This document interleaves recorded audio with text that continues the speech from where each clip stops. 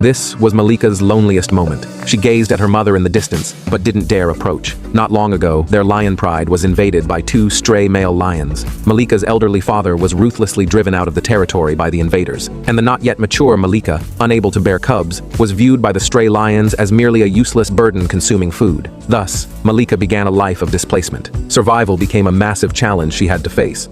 Never having hunting experience, Malika wandered aimlessly through Kruger National Park every day. She was not only driven away and bullied by other lion prides, but to survive, she had to fight vultures and wild dogs for scraps. But it was precisely this difficult time that made this tender lioness taste the ups and downs of life, early forging her resilient character. Half a year later, when she finally stumbled into adulthood, this dark life finally saw a glimmer of dawn.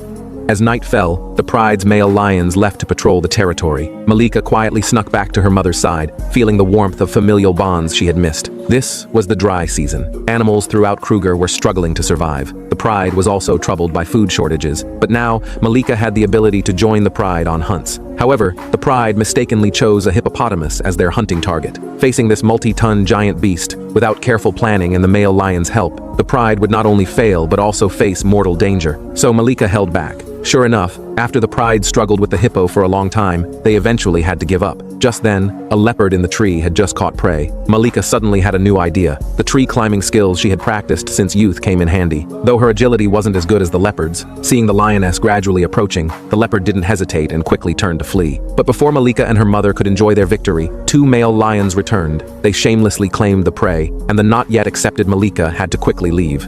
As days passed, the male lions gradually discovered Malika's value and no longer rejected her presence. The cruel dry season continued to consume life on this land. The pride hadn't eaten in a long time. Just then, an elderly buffalo appeared nearby. Malika decisively stood up and walked toward the buffalo. This time, she wasn't fighting alone. All the lionesses in the pride decisively followed her steps. Under Malika's direction, they quickly intercepted the buffalo. Other members assisted, while Malika leaped onto the buffalo's back. This time, they finally succeeded. Its prey, weighing hundreds of kilograms, was enough for the pride to have a good meal. Malika, once driven from the pride and left homeless, through her own efforts finally earned the recognition of all members and became the leader of the lionesses.